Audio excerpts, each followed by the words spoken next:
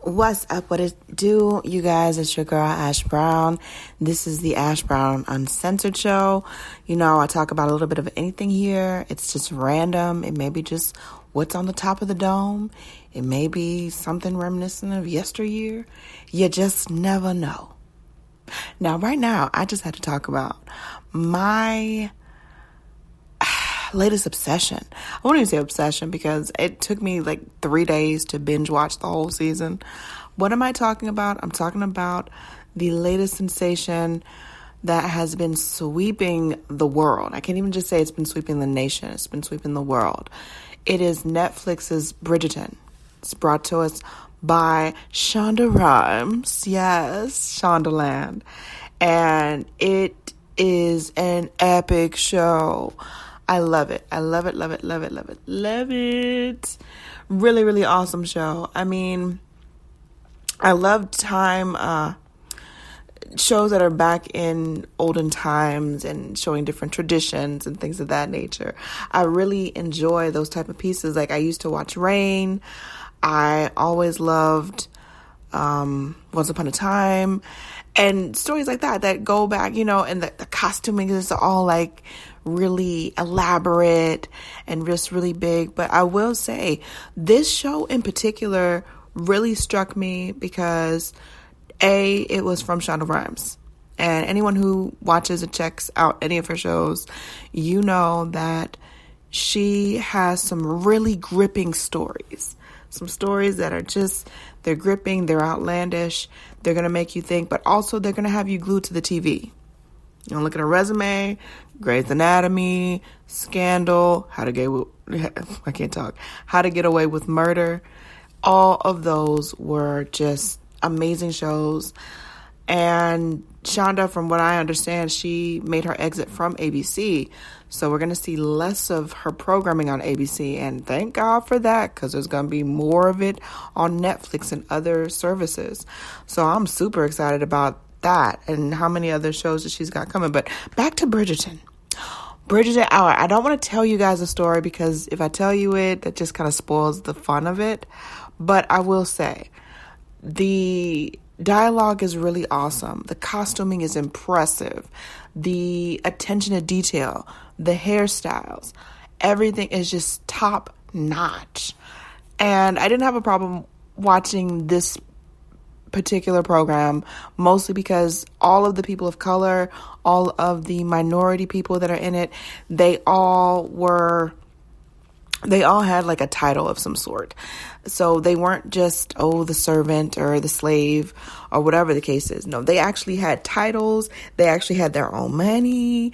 They actually were at all the balls and stuff. So that was really, it's empowering because I don't like to look at shows and movies where Black people and minorities are always the underdog and they're always the ones that they don't get to dress up and they don't get to be a part of it. So I love the fact that she has created such an environment within this program that celebrates all walks of life. So it's not just Black people. I've seen some Asians, I've seen some other nationalities mixed up in there that I couldn't really decipher exactly where they were from or what their origin was. But that's okay. That's okay. I still recognize and see, wow, they're actually doing a lot more to be inclusive. And I really love that about the show. The stories in the show, absolutely incredible. Absolutely. Without giving away too much of Bridgerton, the theme of the season is families getting their daughters ready to be courted and eventually married. So while we've heard about these stories throughout the years, I can't really recall really ever seeing it play out. And so I don't know if this is exactly how they used to do it or if this is something that was like reimagined and they kind of added their spin to it. But it was very fascinating. I found myself really pulled in from episode 1. And I binge watched it for like 3 days, y'all. Like, right, I believe it came out on Christmas and I just could not watch it. It's kind of crazy because now I work from home and stuff. So it's like whenever time I had a break, I'm like, oh my gosh, I gotta watch some Bridgerton.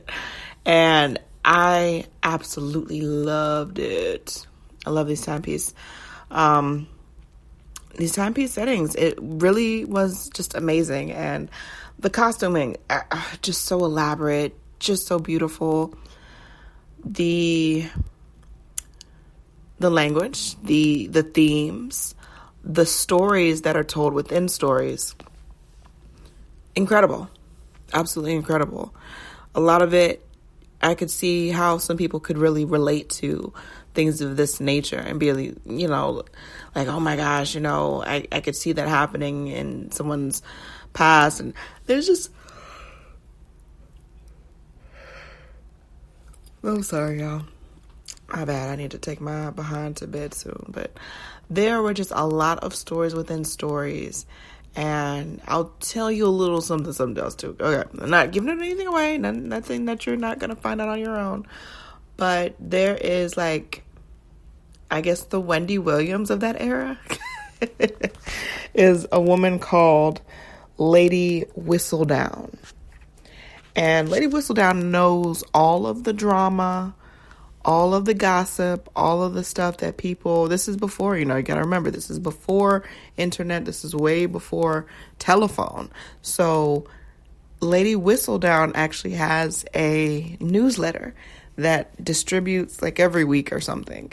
And every newsletter always has some kind of juicy gossip about what's going on with people in the town, or who's doing what, or who is breaking up, or who looks like they're getting together, or what her thoughts are on. And it's, like I said, it's like the Wendy Williams of that era. Like, she's just really messy. And the whole time as you're going through the season, you're trying to figure out, well, who is Lady Whistledown? Who the heck is this lady?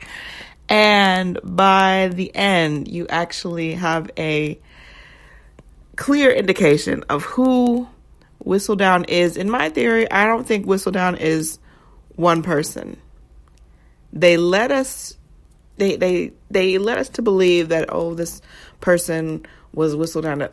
There was a lot of moving pieces, and it was a lot more than one particular person could or would be able to take on. So that's why I feel like Whistledown is not just one person. They let us know maybe who the key player in being Whistledown is, who the main factor in being Whistledown.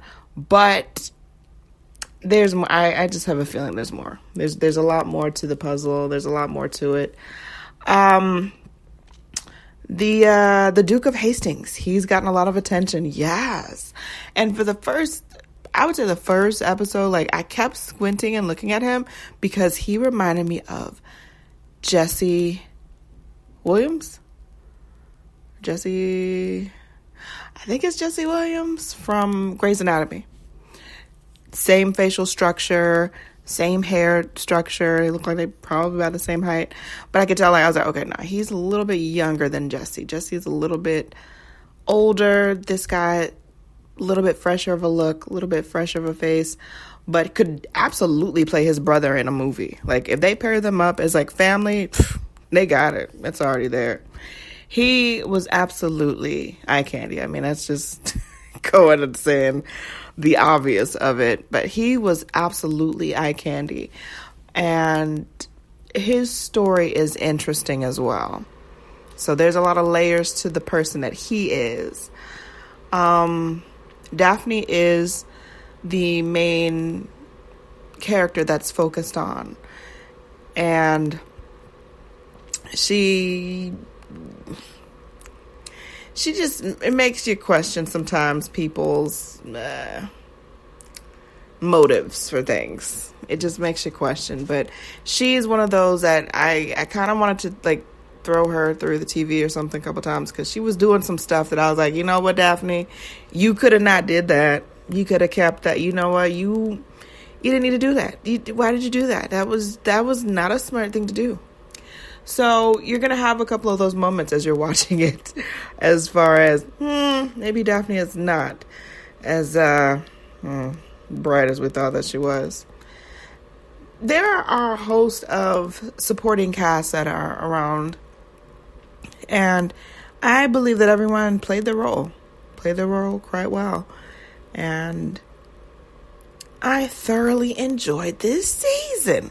I might even rewatch it when I got some time, because I really was like, oh my gosh, my favorite part about it too. So there's just a lot of outlandish big costuming that happens because they have a whole bunch of like balls and events that's going on, and in those times you have to be made up. You cannot not be at the ball. You cannot not do these things. So they're at these balls and stuff, and if you're listening close enough, you can hear modern songs put to orchestra. And I thought that was so amazing. Like, I heard "Thank You Next." I was like, oh my God, that's Ariana Grande. Thank you next. Like, it was really awesome to hear it in a classical type of setting like that. I really loved it. I would actually buy a soundtrack. Shonda Rhimes, what are y'all doing as far as that soundtrack goes? Because I would buy the soundtrack. I would. It was definitely a different take.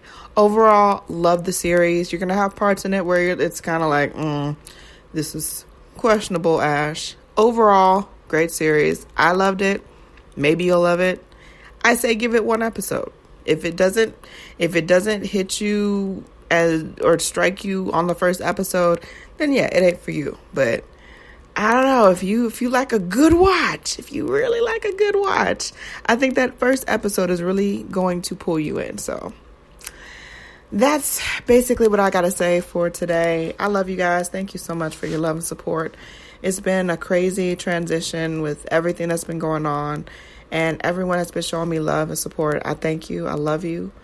And keep pushing forward no matter what. There's always going to be an obstacle. There's always going to be a hill to climb. There's always going to be something. You might as well just get used to it. Buckle up. Hold on. It's going to be a bumpy ride. Anyways, I love you, love you, love you. Love you guys. Thank you for all the downloads, the shares, the cares. Makes a huge difference. And of course, check out ashsaidit.com if you feel like browsing, perusing some stuff. And I'm so sorry. I'm going to take my butt to bed. I'll talk to y'all later. Deuces.